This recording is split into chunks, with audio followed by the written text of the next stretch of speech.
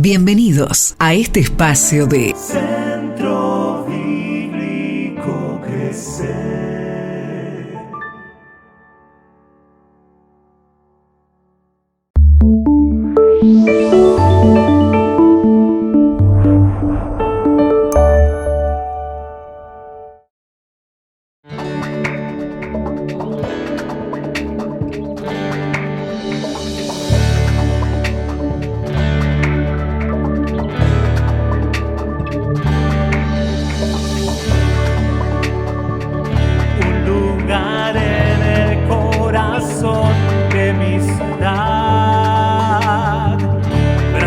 De gracia y un mover espiritual, celebraciones de alabanza a Dios. Crecer es encontrar amigos de verdad, vivir la historia en comunidad. Crecer es perdonar y volver a intentar, dejar el miedo y avanzar. Crecer es transformar la dura realidad, es caminar por fe y creer. Una familia que te ayudará a vencer, sabiendo que en Jesús hay poder. Bienvenidos al Centro Bíblico Crecer. Amén. Qué bueno que es saber reconocer que nosotros no podemos. Sabes que todo parte de ahí. Cuando nosotros de verdad nos miramos y dejamos de confiar en nuestra capacidad, en nuestro intelecto, en nuestros recursos, y digo no puedo, pero miro a el que sí puede, ahí cambia todo. Ahí cambia todo. Y la verdad que eso es lo que tenemos que creer y lo que tenemos que confesar cada día en nuestras vidas para caminar en esas preciosas y grandísimas promesas que el Señor nos ha dado. En este momento, bienvenidos también a todos aquellos que a través del canal de YouTube se suman a esta reunión y disfrutan con nosotros de este tiempo en el que adoramos, este tiempo en el que expresamos con nuestras palabras que para nosotros Dios lo es todo. Por eso esta canción dice: correré. ¿Hacia dónde correré? Hacia ti, Señor. Hacia ti, Señor. Cantemos juntos.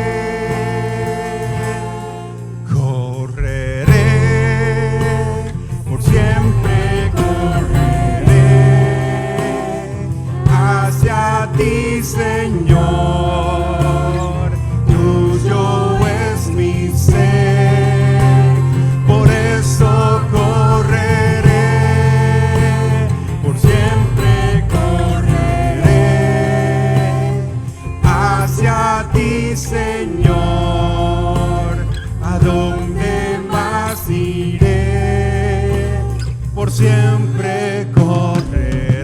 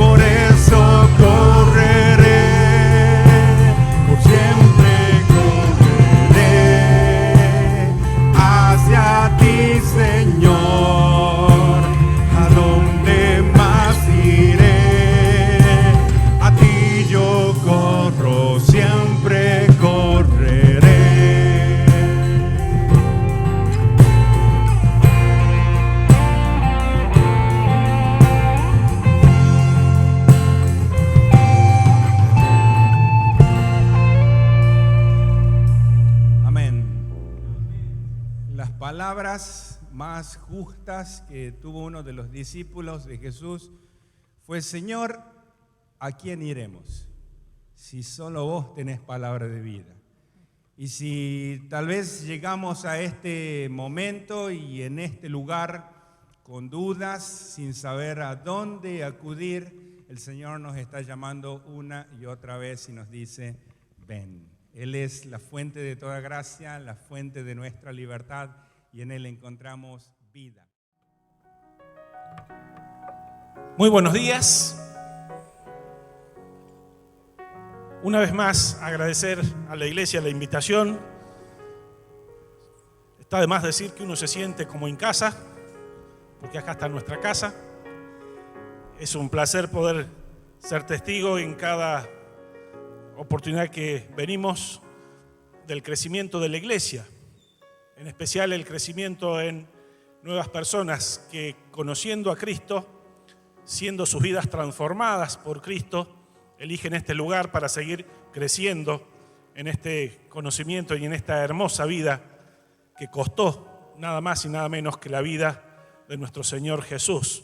Y felicitar también a la iglesia por el embellecimiento de la casa. Hermoso ver que el Señor les sigue acompañando y bendiciendo también en esto. Como decía nuestro hermano, estamos iniciando una nueva serie que ustedes van a seguir continuando durante los domingos de enero y febrero, y está relacionado a las bienaventuranzas. Muchos han escuchado hablar de estas bienaventuranzas y las tienen ahí como algo místico o algo misterioso. Pero estas bienaventuranzas fueron la introducción de Jesús a un sermón que él dio en una montaña, un sermón famoso que lo conocen como el Sermón del Monte, un sermón que estuvo dirigido a sus discípulos y fue escuchado por una gran multitud que le seguía porque Jesús ya era muy famoso en aquel tiempo. Ya había hecho muchos milagros, ya había hecho muchos portentos, dice la palabra de Dios, y venían de otros países. Venían de distintas regiones de Israel a escuchar al maestro y a ser sanados o a obtener algo diferente de él. Jesús llega a esa montaña, todos le seguían y dice el texto bíblico allí en el Evangelio según San Mateo, capítulo 5, que Jesús se sentó y empezó a hablarles.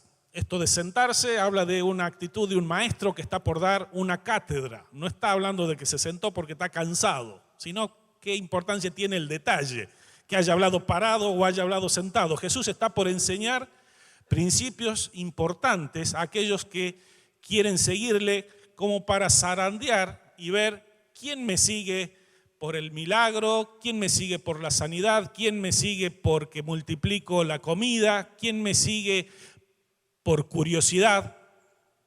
Y allí él da estas bienaventuranzas que como vimos ayer, y a modo de repaso lo vamos a hacer.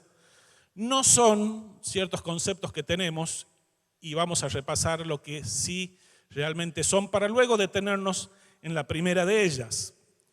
Las bienaventuranzas no son un listado de requisitos que debemos cumplir para ser felices. Yo quiero ser feliz, yo quiero vivir feliz, entonces voy a hacer esto otro, tengo que hacer esto, voy a poner todo mi esfuerzo y todo mi empeño para lograr esto que Jesús dice que si lo hago voy a ser feliz. No es esto. Tampoco son mandamientos condicionantes. Si hago esto, voy a poder seguir a Cristo. Si hago esto, voy a ganarme el favor de Dios para mi vida. Si hago esto, voy a ser salvo por toda la eternidad. Nada que ver lo que Jesús quiso enseñar allí. No son mensajes de aliento a grupos diferentes de personas que sufren. Jesús no es que está mirando a los que lloran y les dice: no se preocupen, ustedes que lloran ya van a recibir consuelo. No es que gira su mirada y mira a los que sufren las injusticias y les da un mensaje de paz. No es que vuelve a girar su mirada como vamos a ver en esta mañana, y mira a los pobres en espíritu y les da un aliento. Nada que ver con esto. Ahora, ¿qué sí son las bienaventuranzas? Son características que distinguen a los que son de Jesús. Todos, sin excepción, los que han decidido seguir a Cristo, tenemos estas características. Los que hemos decidido seguir a Cristo tenemos estas características. Y esto no es presunción o soberbia, sino, como vamos a ir viendo, es el resultado natural de haber permitido que el Espíritu Santo de Dios viva en nuestras vidas y desde allí comience a hacer el trabajo de transformarnos a la persona de Jesucristo, porque todas estas características de las bienaventuranzas son una fotografía, una radiografía de la persona bendita de Jesucristo. Si yo entregué mi vida a Él, el Espíritu Santo viene a mi vida y en un proceso que llamamos de santificación, también por gracia, Dios trabaja permanentemente en mí para que yo sea cada vez más parecido a Él. Es decir, es el estilo de vida que ha entregado, de aquel que ha entregado su vida a Cristo. El título de la serie que ustedes han escogido es Vive feliz. No es ten una ráfaga de felicidad. No es comenzar el año feliz. No es hacer esta actividad que te va a traer placer o bienestar. Es una vida, es un estilo de vida. No es un accidente. Las bienaventuranzas son descripciones de la nueva realidad que enfrenta el que ha decidido seguir a Cristo. Todos vamos a pasar y atravesamos situaciones de este tipo que Jesús va a describir en las bienaventuranzas. El título que hemos elegido para la primera de ellas, que usted la puede encontrar allí en Mateo, capítulo 5, versículo 3, es una paradoja. Pobreza que enriquece. Parece extraño el título. Jesús dijo allí: bienaventurados los pobres en espíritu, porque de ellos es el reino de los cielos. Bienaventurados los pobres en espíritu, porque de ellos es el reino de los cielos. Vamos a dividir esta primera bienaventuranza en los tres colores que hemos puesto allí. Bienaventurado primero, luego los pobres en espíritu y luego hablar dos palabras acerca del reino de los cielos.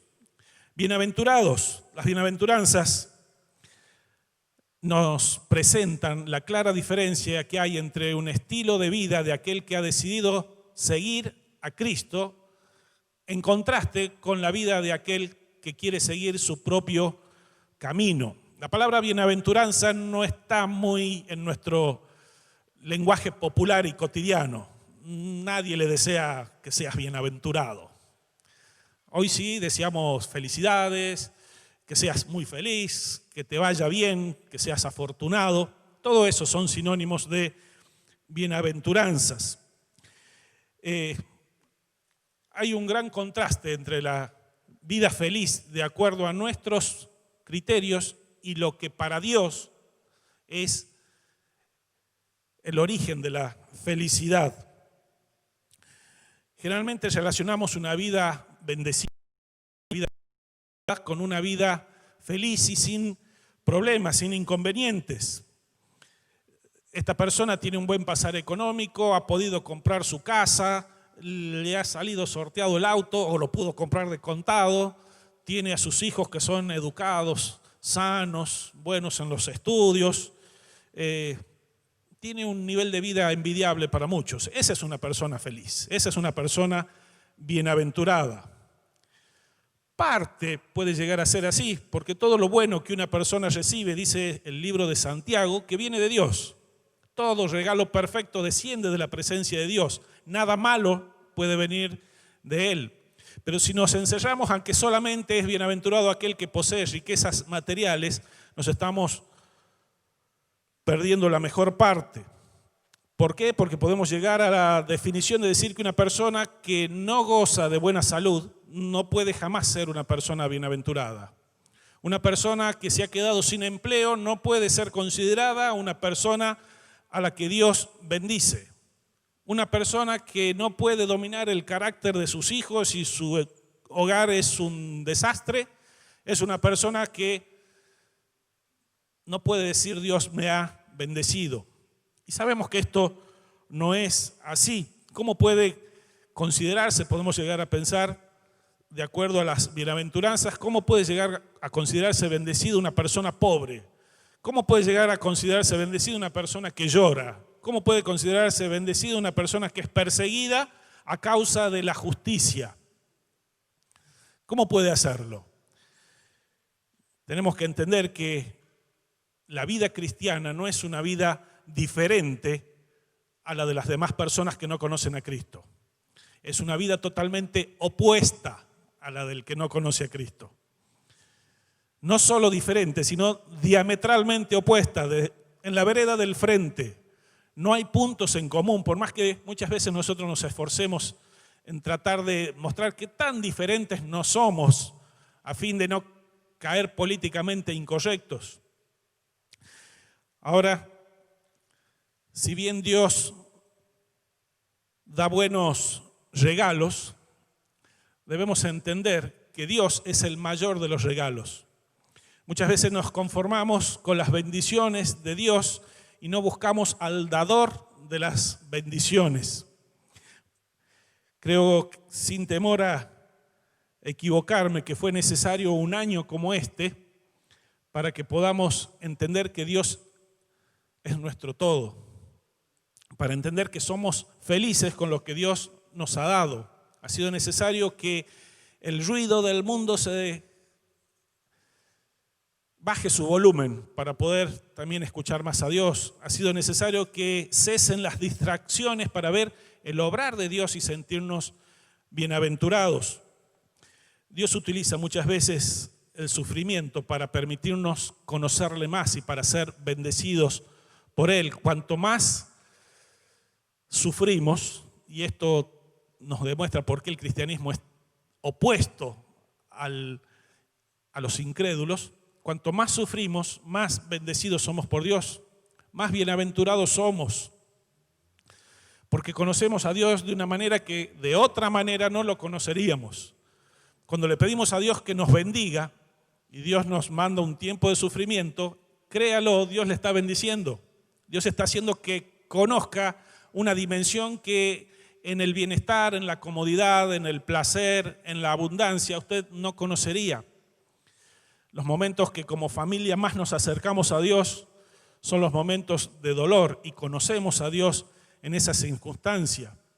En lo personal recuerdo que en nuestro hogar los momentos en que como familia más nos uníamos en oración eran los momentos donde o habíamos sufrido un robo, o alguien perdió el trabajo, o hubo un accidente, o hubo un ser querido que tenía una salud en riesgo y nos uníamos en oración.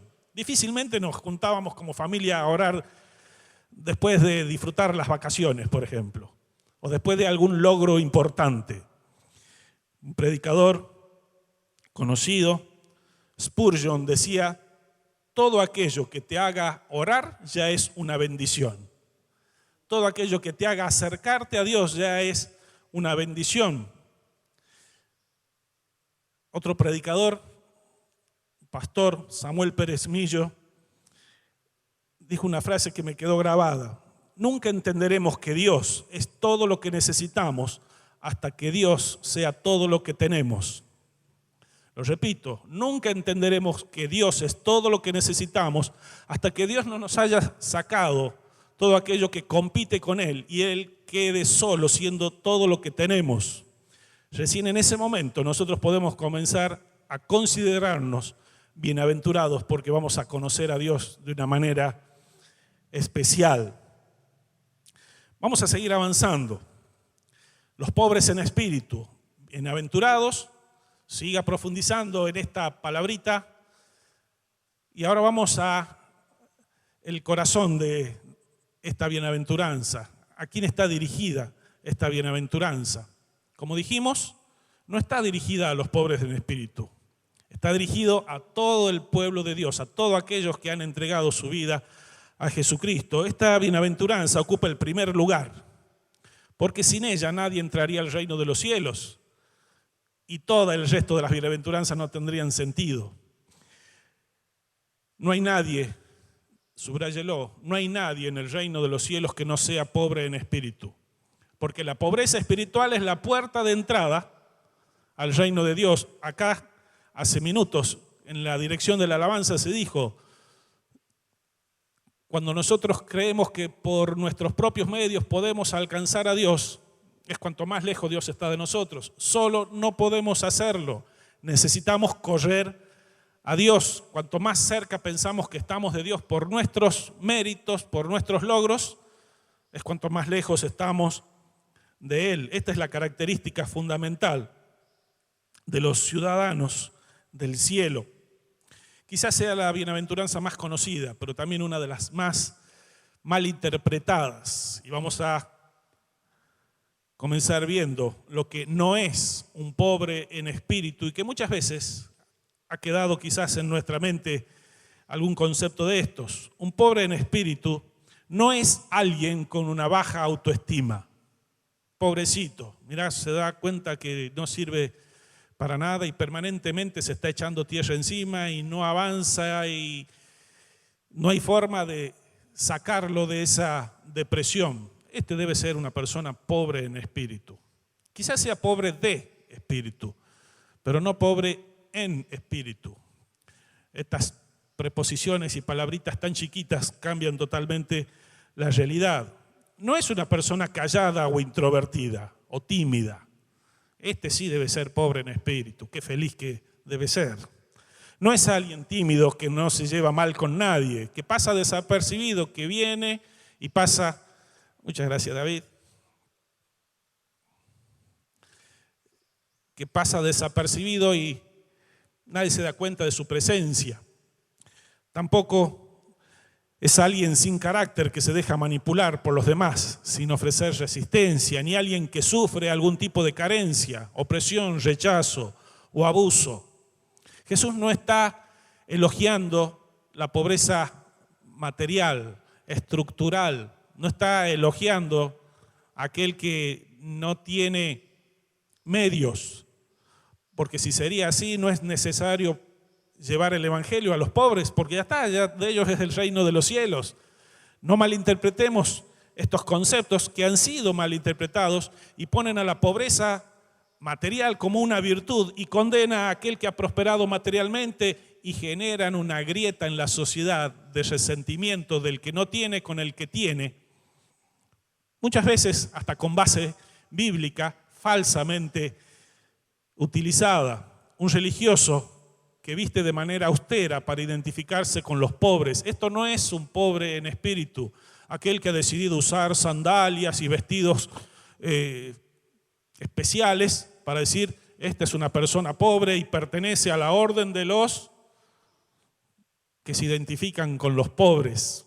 Cómo se ha manipulado a los pobres ya desde los tiempos de Jesús. Judas pretendía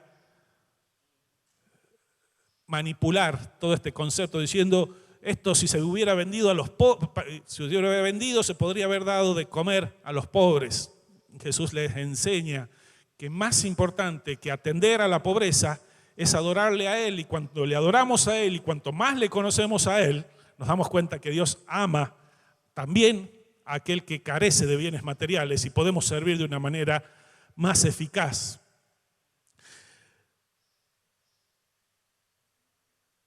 Fíjense, allí tenemos dos personajes que nos van a ayudar a entender quién es realmente un pobre en espíritu. Ya hemos visto someramente quiénes no son los pobres en espíritu. Vamos a ver un pasaje donde Jesús explica esta primera bienaventuranza y lo vamos a hacer allí en Lucas 18, del 9 al 12. Dice allí este pasaje, lo voy a leer en la traducción del lenguaje actual. Una vez Jesús estuvo hablando con unas personas, de esas que se creen muy buenas y que siempre están despreciando a los demás. A estas Jesús les puso este ejemplo. 2 hombres fueron al templo a orar. Uno de ellos era fariseo y el otro cobrador de impuestos. Puesto de pie, el fariseo oraba así: Dios, te doy gracias porque no soy como los demás hombres. Ellos son ladrones y malvados y engañan a sus esposas con otras mujeres. Tampoco soy como este cobrador de impuestos. Yo ayuno 2 veces por semana y te doy la 10ª parte de todo lo que gano.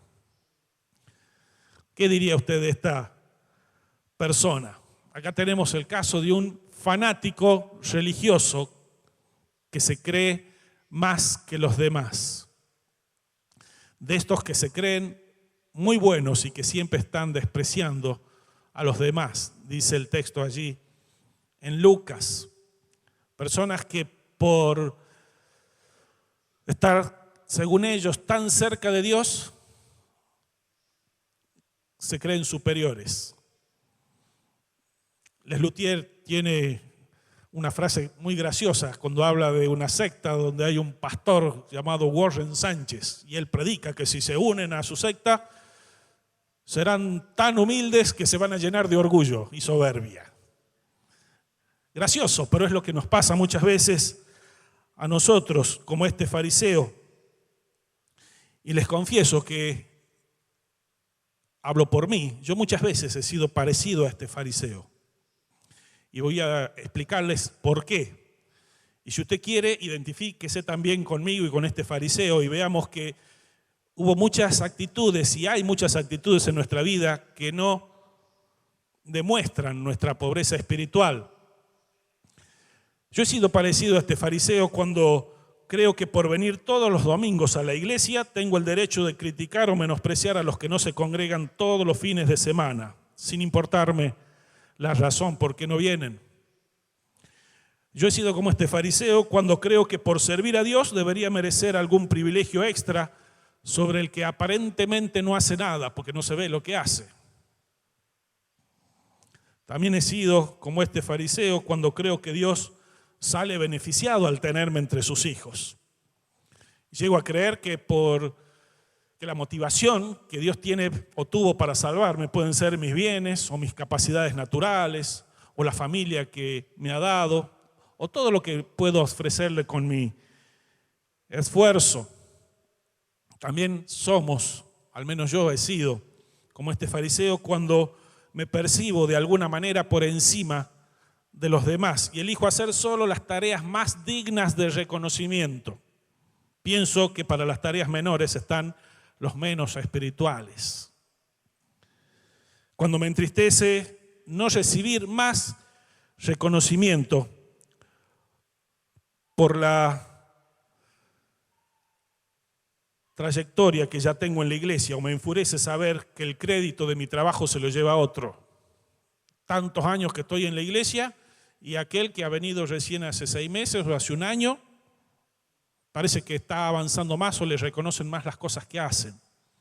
Y me paro a orar como este fariseo diciendo palabras similares a las que él pronunciaba y que Jesús recoge. Cuando ocupo mi tiempo en entrometerme en las vidas de los demás para calmar mi conciencia y autoconvencerme que soy más santo. El fariseo decía, te doy gracias porque yo no soy como este, que engaña a su esposa, que cobra impuestos de más, que engaña a esto. Y me tranquilizo en mi conciencia porque yo no hago esas cosas, pero hago cosas peores que quizás sean menos evidentes. Soy como este fariseo cuando hago todo lo posible para que mi servicio en la iglesia no pase inadvertido y todos se den cuenta de mi autoría. Todo esto se suma a la lista de no ser pobres en espíritu. El apóstol Pablo, a todas estos logros personales, a toda esta trayectoria, a todo el esfuerzo humano, ¿sabe cómo le llaman? Ahí está en Filipenses 3:8. El apóstol Pablo le llama basura, algo que no sirve, algo que es desechado. Y hasta que nosotros no consideremos que todos nuestros logros personales son basura, seguiremos siendo como este fariseo. Sigamos con el pasaje en Lucas 18. En el versículo 13 dice allí, que el cobrador de impuestos, en cambio, se quedó un poco más atrás.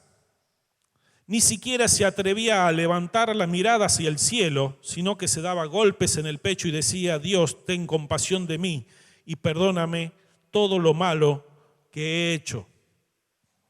Recuerda que el publicano, el pasaje dice que puesto en pie, oraba y levantaba su mirada al cielo. El publicano se queda más atrás, ni siquiera se acerca a la presencia de Dios y tiene vergüenza de levantar su mirada al cielo, y Jesús utiliza a este odiado publicano, un pecador despreciado por la sociedad porque cobraba impuestos a sus compatriotas judíos para el Imperio Romano, y lo hacía de una manera deshonesta porque él tenía libertad de cobrar lo que quería. Tenía un monto para darle al imperio y si él quería cobrar por encima de eso, eso ya quedaba para él.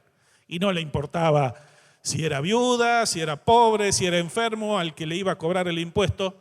Y eran personas odiadas, realmente odiadas, pero con una convicción, al menos este publicano, de que lo que estaba haciendo estaba mal y una decisión de cambiar.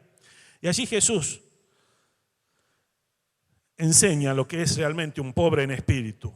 Es aquel que se siente indigno del amor de Dios. Se quedó un poco atrás. Si crees que mereces el perdón de Dios, no eres una persona pobre en espíritu, porque nada merecemos de Dios. Ser pobres en espíritu no depende de todo lo que vos podés hacer para agradar a Dios, sino de reconocer que no hay absolutamente nada que puedas hacer para merecer el amor de Dios. Por eso haría mal yo en decirte en esta mañana: hermanos, seamos pobres en espíritu para ser felices y para agradar a Dios. Es imposible que por nuestro propio esfuerzo humano podamos agradar a Dios. Este publicano sabía que no merecía ser atendido por Dios y lo hace en esta actitud, no con la petulancia del fariseo, sino con su rostro inclinado. La pobreza en espíritu es patrimonio de aquellos que reconocen que están en bancarrota espiritual. No tengo nada para ofrecerle a Dios, me considero pobre en espíritu. Nada de lo que tengo, nada de lo que hice, nada de lo que hago, nada de lo que pueda hacer puede acercarme a Dios. Pero también un pobre en espíritu es aquel que se humilla ante Dios. Y allí dice que ni siquiera se atrevía a levantar la mirada al cielo.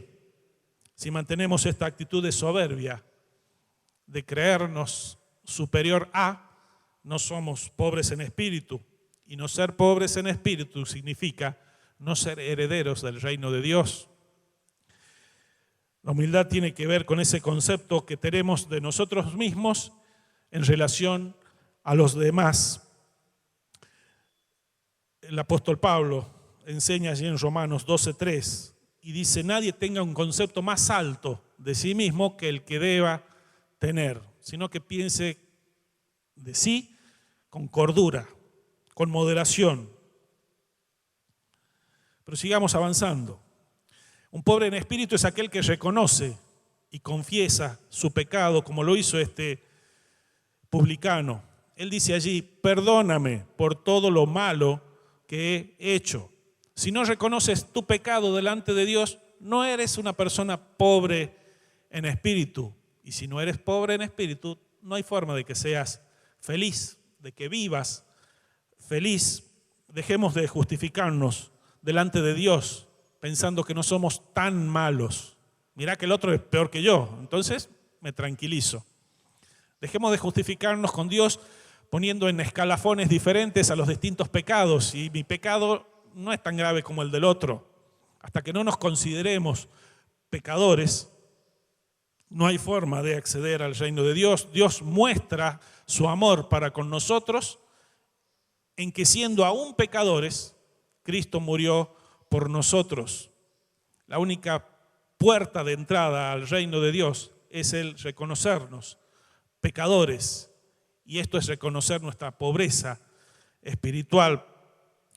Pecado sin entrar mucho a filosofar del tema, pecado es todo aquello que transgrede las normas morales que Dios ha establecido para nuestro bien y no para satisfacer sus caprichos.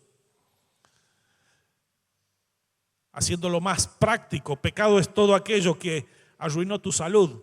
Pecado es todo aquello que arruinó tu familia, que arruinó tu hogar, que arruinó tus relaciones.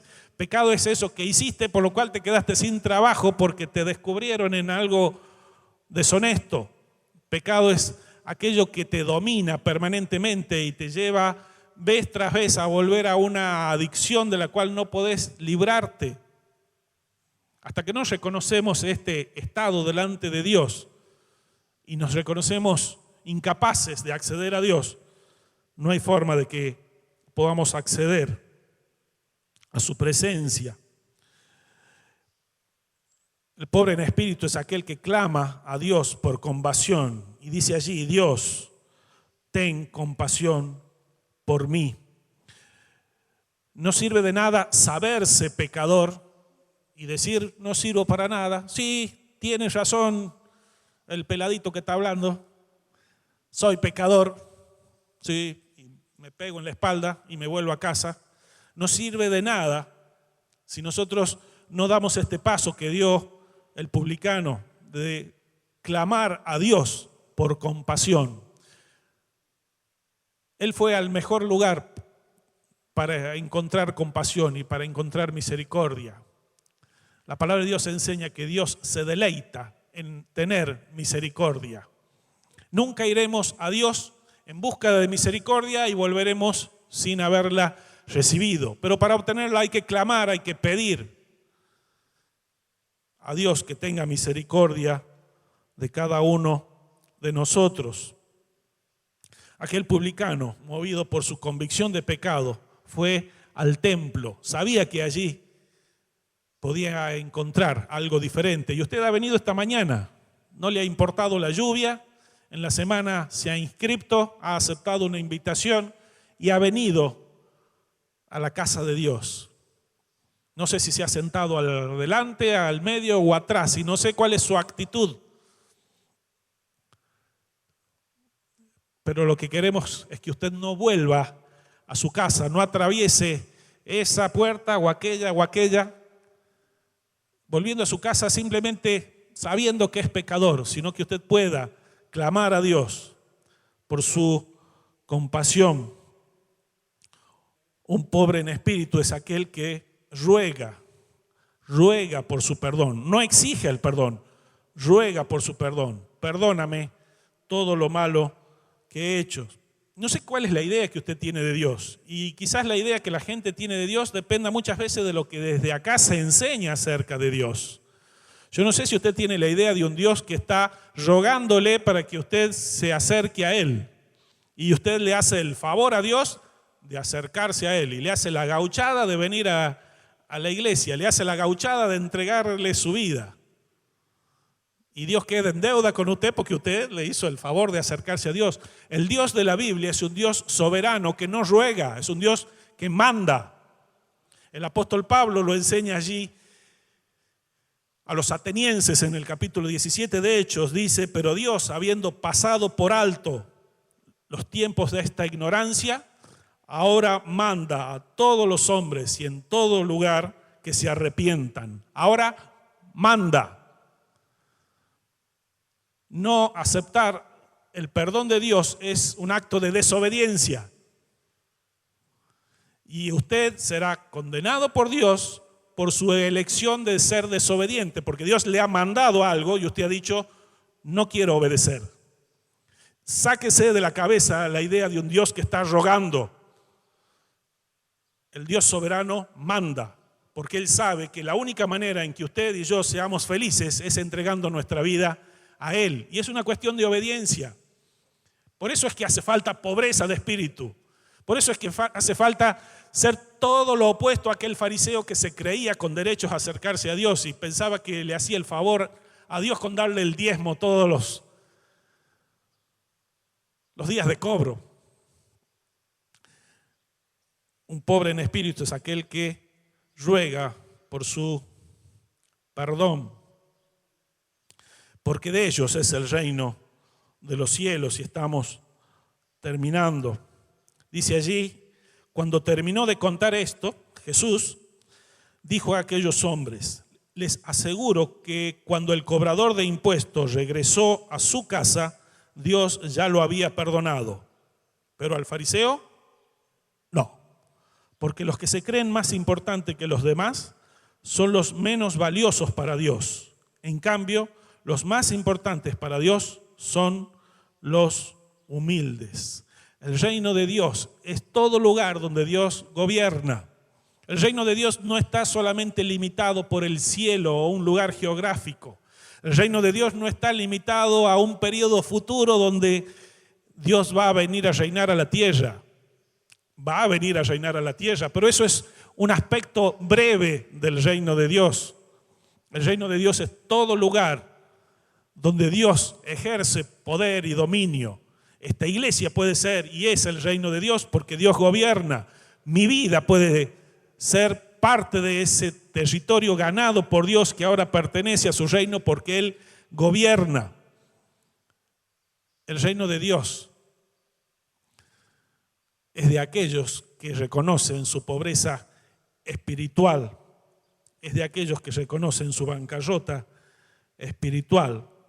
La pregunta es, si quieres obtener este regalo de Dios, ¿querés hacer un sacrificio para llegar a Dios?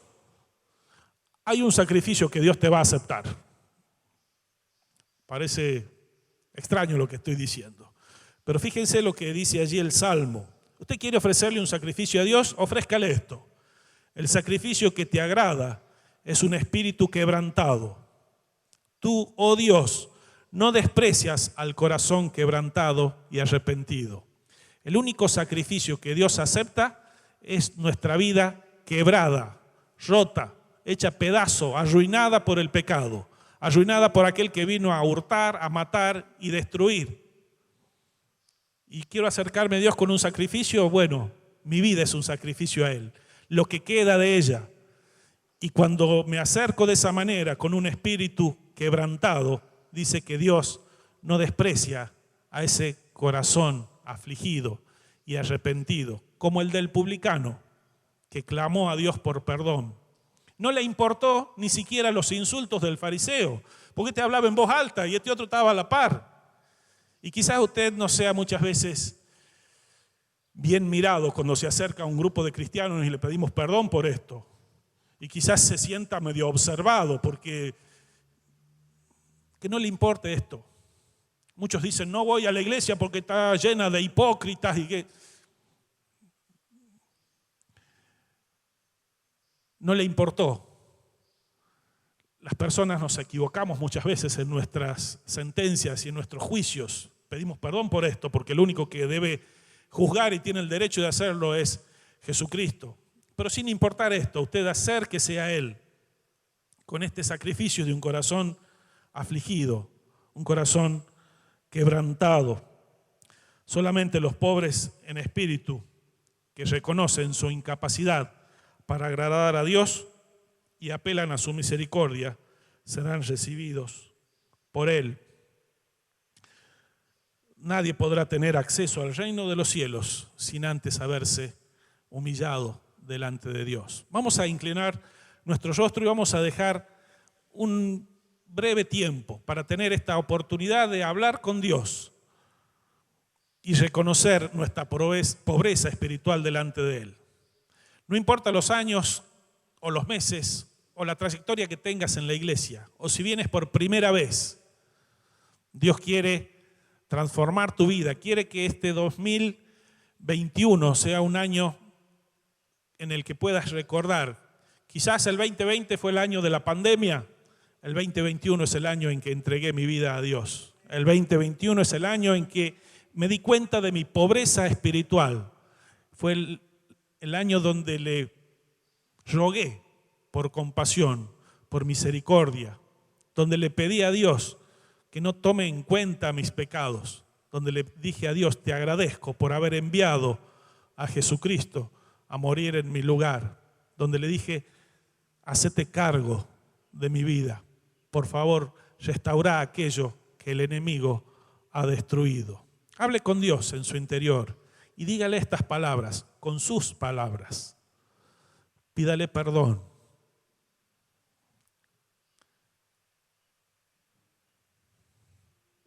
Pídale que Él venga a vivir en su vida. Pídale que Él tome el control, las riendas. Pídale que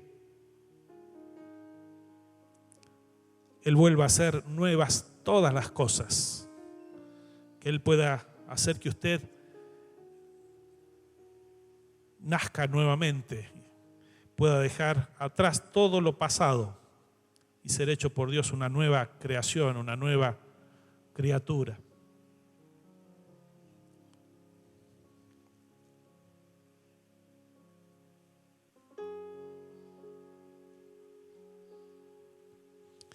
Si usted ha orado de esta manera o le ha quedado algún tipo de inquietud de cómo hacer para entregar su vida a Jesucristo, pero lo más importante, si usted reconoce su pobreza espiritual, le pedimos que pueda estar hablando con aquel que lo ha invitado en esta mañana, con alguno de los pastores y colaboradores de la iglesia, que ellos sabrán guiarle para que pueda seguir creciendo en esta vida feliz y pueda disfrutar del reino de Dios en su vida y luego transmitirlo también a su familia. Permítanme orar por cada uno de ustedes y continúa el programa. Nuestro Padre Celestial, agradecemos la bendición de haber podido recordar por medio de tu palabra que es solamente nuestra pobreza espiritual la que nos permite acercarnos a ti.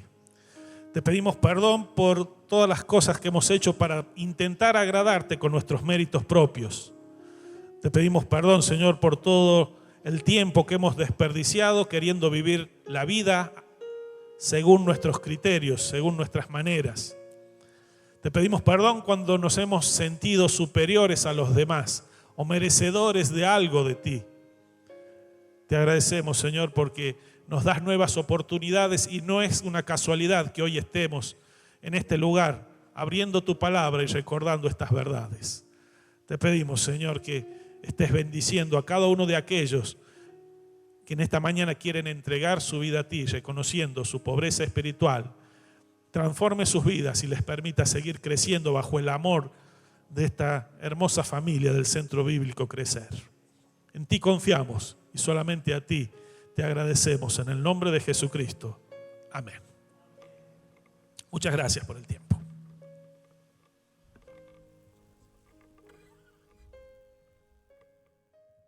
Este espacio fue presentado por Centro Bíblico Crecer.